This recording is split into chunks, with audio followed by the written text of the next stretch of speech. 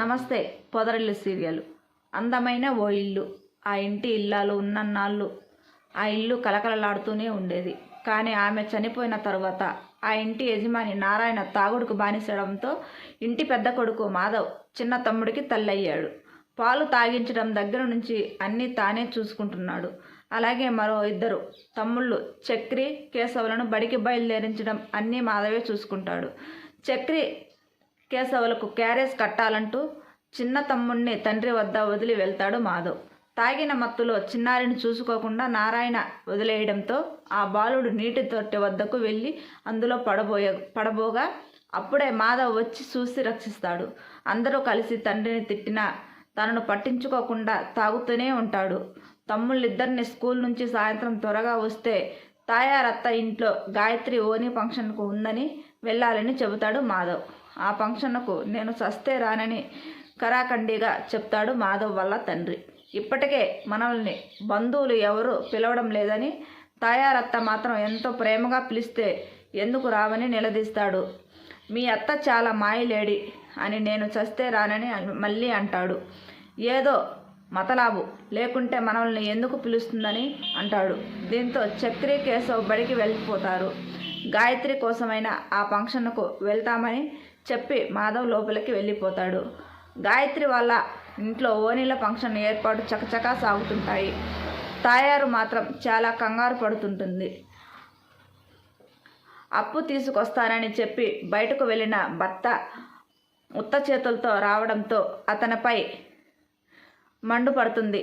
ఇప్పుడు ఓనీలు ఫంక్షన్ ఎలా చేయాలని భర్తపై మండుపడుతుంది. భార్యాభర్తలు ఇద్దరు గొడవ పడుతుంటే వాళ్ళ అన్నయ్య వచ్చి నేను సర్దుబాటు చేస్తాలే అని చెప్పి సమాధిస్తాడు. తమ్ముడు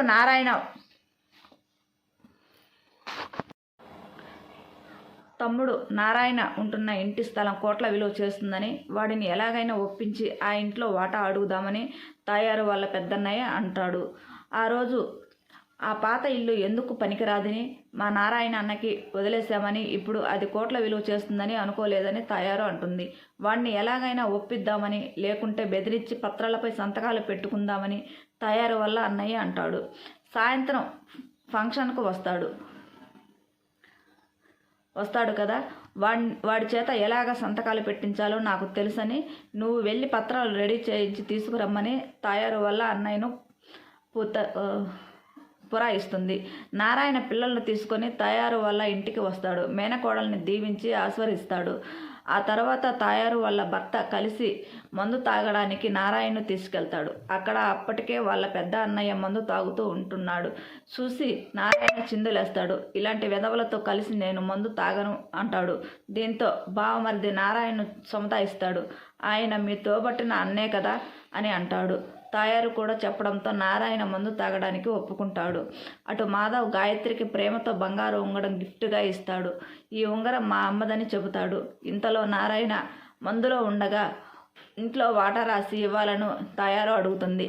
దాంతో గాయత్రి పెళ్లి చేస్తామని అంటుంది. దీంతో నారాయణ వాళ్ళిద్దరిపై మండిపడతాడు. మీరంతా కలిసి ఇన్నాళ్లకు ఇంత ప్రేమగా పిలిచినప్పుడే నాకు అనుమానం వచ్చిందంటాడు. నాన్న మీకు ఇచ్చిన వాటాలన్నీ అమ్ముకొని ఇప్పుడు నా వాటాపై పడ్డారా అంటూ మండిపడతాడు.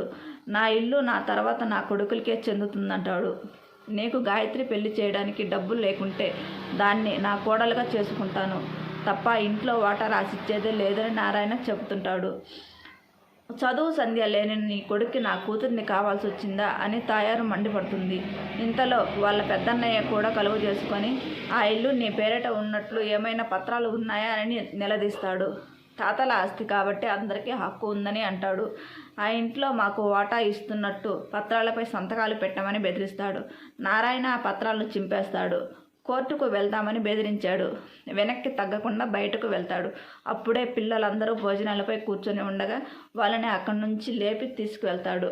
దీంతో అన్నా చెల్లి ఇద్దరు కలిసి నారాయణ ఇంట్లో వాటా ఇవ్వాలంటూ కోర్టుకు వెళ్తారు.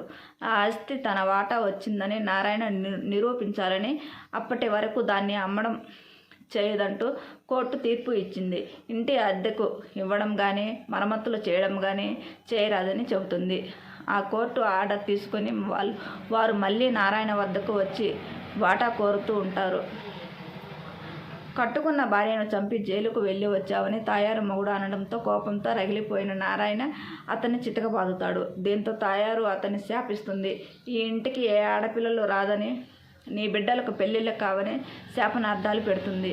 అలా కొన్ని సంవత్సరాలు గడిచాయి. పిల్లలంతా పెద్దవాళ్ళు అవుతారు. రెండో వాడు చక్రి మాత్రం పెళ్లి కోసం తీవ్రంగా ప్రయత్నిస్తూ ఉంటాడు. వాళ్ళ అత్త పెట్టిన శాపంతో వాళ్లకు పెళ్ళిళ్ళు అవడం లేదని బాధపడుతూ ఉంటాడు. ఈలోగా మాధవ్కు పెళ్లి చూపులు జరుగుతుండటంతో తమ్ముళ్ళిద్దరూ హడావిడి చేస్తూ ఉంటారు. మహాలక్ష్మి పెళ్లి గ్రాండ్గా చేయాలని ఆమె తల్లిదండ్రులు, అన్నయ్య ఏర్పాట్లు చేస్తుంటారు. నాకు ఇప్పుడే పెళ్లి వద్దని మహాలక్ష్మి చెప్పడంతో ఈరోజు ఎపిసోడ్ ముగిసింది. రేపటి ప్రమోలో